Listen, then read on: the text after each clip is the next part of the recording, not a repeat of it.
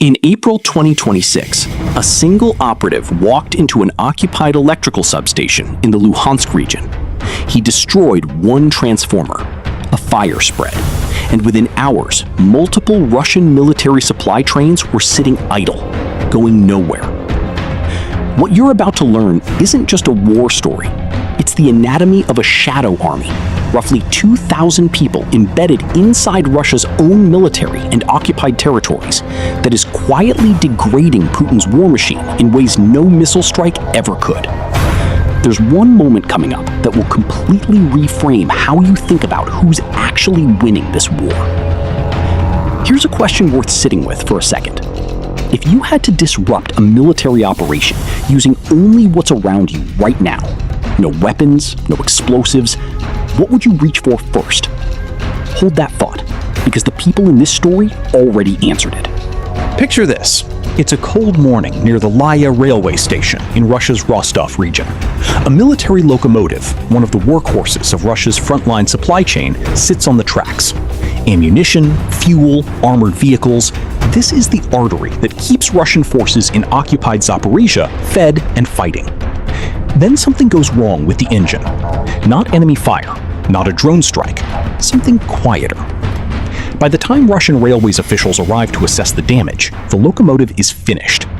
The ATESH resistance movement later reports the vehicle's replacement cost at a minimum of $150,000, but notes the real damage runs far deeper. Russia is already facing an acute shortage of operational locomotives. Repair capacity is practically exhausted.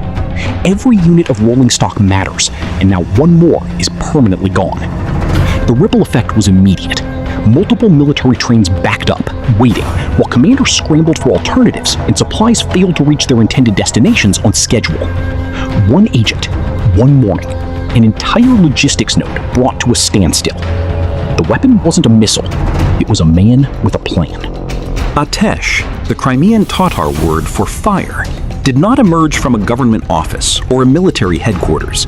It was born in the summer of 2022, in the months immediately following Russia's full-scale invasion, from a group of pro-Ukrainian activists in Crimea, many of them Crimean Tatars who had already spent 8 years living under Russian occupation since the 2014 annexation. One of the movement's representatives, who operates under the nickname Zakir, described the founding moment in an interview with the Center for European Policy Analysis. A small circle of people who looked at the war dragging on, watched Russia fail to achieve its stated objectives, and recognized that mobilization was coming. They were right. When Moscow announced its mobilization drive in the fall of 2022, something unexpected happened. Russia's commanders, apparently without considering the consequences, began conscripting people from Crimea into their own ranks. Those conscripts included active ATESH members. Almost overnight, the movement had operatives inside the Russian military itself, not as infiltrators who had to force their way in, but as soldiers the Kremlin had personally invited. From that single strategic error, the movement began to grow in ways its founders had not initially anticipated. Russia drafted its own saboteurs. There is one story Zakir returns to repeatedly when describing what drives ATESH's members. A man, no name given for obvious reasons, lost his father in the war. Not in a distant, abstract way. His father was killed as a direct consequence of Russia's invasion, and the son made a decision. He would join ATESH, not out of ideology, not out of political calculation, but out of grief that had nowhere else to go. That story matters because it tells you something important about the movement's durability.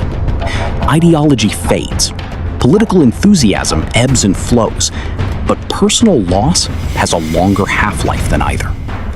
Zakir himself acknowledges that the early wave of emotionally driven volunteers has thinned since 2022.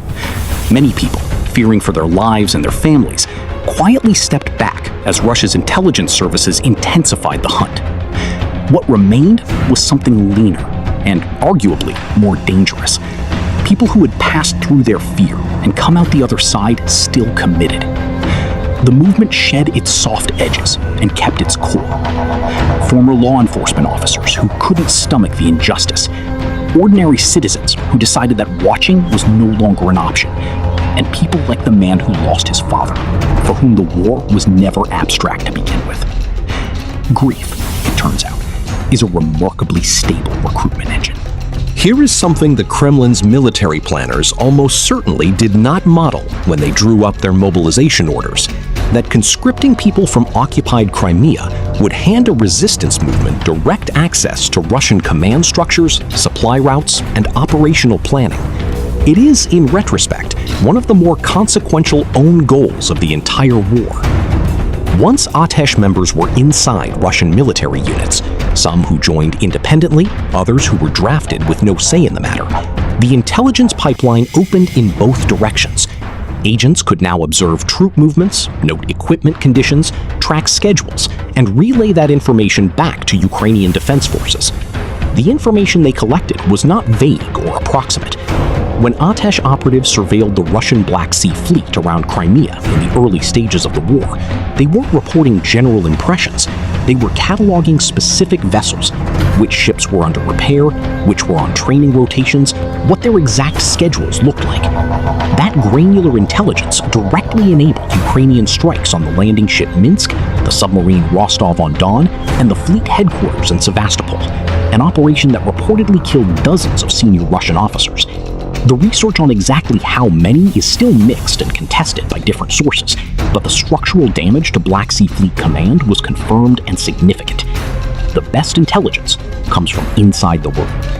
Most people, when they imagine wartime sabotage, picture explosions, blown bridges, burning depots, dramatic midnight raids. ATESH's most consequential operations look nothing like that. They look like a person sitting quietly near a harbor with a notebook, counting ships. They look like a soldier casually noting which vehicles in his unit haven't moved in 3 days and why. They look from the outside like absolutely nothing at all. That invisibility is precisely the point, and precisely why it works. Consider the 126th Separate Coastal Defense Brigade of the Black Sea Fleet, deployed on the Kherson front and repeatedly tasked with assault operations on islands in the Dnipro River Delta. These are not symbolic raids. Control of those islands affects the entire operational geometry of that section of the front. Then, quietly, the brigade's equipment began failing. Jet skis broke down before launches. Rubber boats arrived with damaged hulls. Engines refused to start. Russian officials were eventually forced to order a special internal investigation of units in the area, an extraordinary admission that someone inside their own ranks was working against them. They launched an investigation to find the saboteur. The saboteur was already gone. The most effective weapon in this war has no trigger. How do you stay invisible inside an army that has the FSB, the GRU, and the Russian National Guard all actively hunting you? The answer ATESH arrived at is less about technology and more about discipline, and it evolved the hard way through close calls and losses. In the early months of 2022, the movement operated with the energy of improvisation. People driven by emotion and urgency took risks they wouldn't take today. Russia, still adjusting to the reality of a protracted war, was slower to react. That window closed. By 2023, the Kremlin's intelligence services had mapped enough of ATESH's early operational patterns to begin setting traps. The movement's response was to professionalize. Agents were equipped with VPNs to mask their digital footprints and burner devices that could be discarded the moment a communication became compromised. Operational security protocols tightened significantly. Cells became smaller and more compartmentalized, meaning that if one agent was caught, the damage to the broader network remained contained. Zoger describes the shift in tone with striking clarity. In 2022, there was enthusiasm. Now it is pragmatic, systematic, methodical. That is not a retreat. That is maturation. A resistance movement that survives its own early chaos and emerges more disciplined is considerably more dangerous than one running purely on adrenaline. They didn't get smaller. They got sharper. In 2024, ATESH launched one of its most creative operations yet, and it didn't involve a single explosion. The project was called BUNT, the Russian word for riot. It took the form of a private telegram channel built specifically for Russian military personnel who were reluctant to participate in the Kremlin's frontline assault waves. Soldiers who understood at some level that the orders they were being given amounted to a death sentence. The channel didn't ask them to defect or desert immediately. It offered something far more accessible: practical, low-risk methods to delay or disable their own equipment.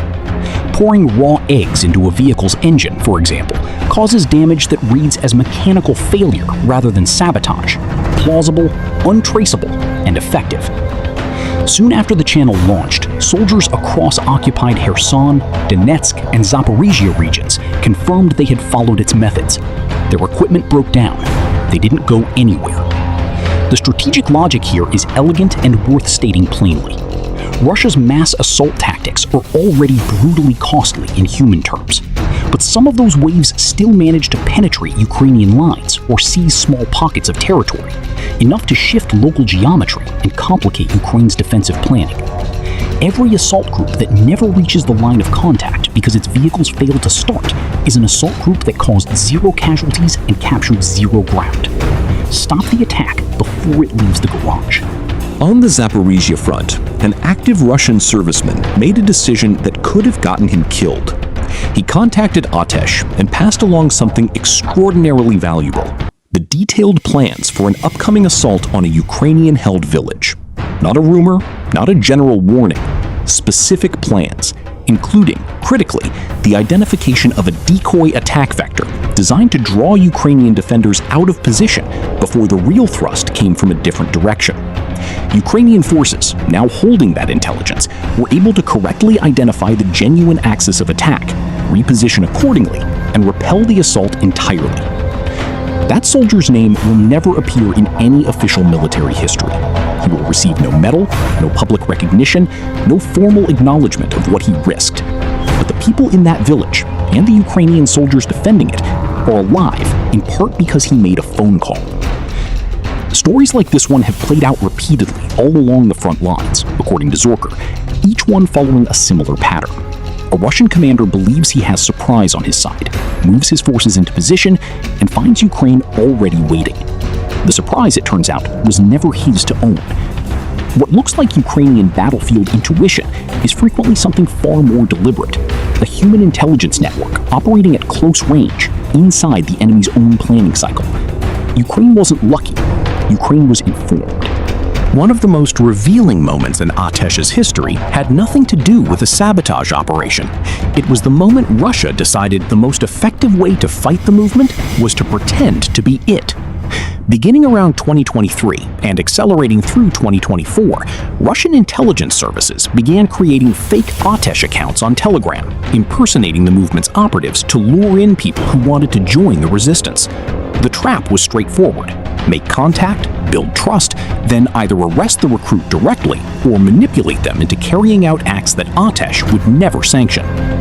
In March 2024, a 13-year-old boy fell into one of these traps. Russian imposters first tasked him with photographing and filming locations where Russian forces were temporarily deployed. Standard intelligence collection, low risk, easy to justify. Then the requests escalated. The same handlers pushed him toward planning terrorist attacks and even preparing a school shooting. Zoker is unambiguous. The real ATESH had no involvement and would never pursue civilian targets. Its operations focus exclusively on military infrastructure and personnel using covert means. But the incident landed hard on the movement's reputation, with Russian state media amplifying the story aggressively. Even some of ATESH's own agents wrote in, troubled by what they had seen reported. The forward-looking implication here is significant. As the movement grows through 2025 and beyond, information warfare against it will almost certainly intensify, making operational verification and communication security more critical than ever. Russia couldn't beat ATESH, so it invented a fake one. Most resistance movements in wartime history are eventually ground down, hunted, fragmented, and rendered ineffective by the sheer weight of state repression bearing down on them. ATESH has moved in the opposite direction. In 2024, the Russian government officially classified the movement as a terrorist organization. The same designation applied to groups Moscow considers existential threats to state security. That classification wasn't a bureaucratic formality. It unlocked the full apparatus of Russian state power against the movement. FSB field agents, GRU military intelligence operatives, and Russian National Guard units, all now formally tasked with hunting ATESH down. And yet, by every available measure, the movement has continued to grow. Zokor reports a significant influx of new recruits from occupied Donetsk and Luhansk, regions that have been under partial Russian control since 2014 and full occupation pressure since 2022. The reason is not hard to find. In Luhansk, it is increasingly common for residents to go months without receiving wages for work they have already completed. Some have lost their jobs entirely, replaced by Russians brought in from outside. Many have had homes damaged or destroyed by the war and received no adequate assistance from Russian authorities.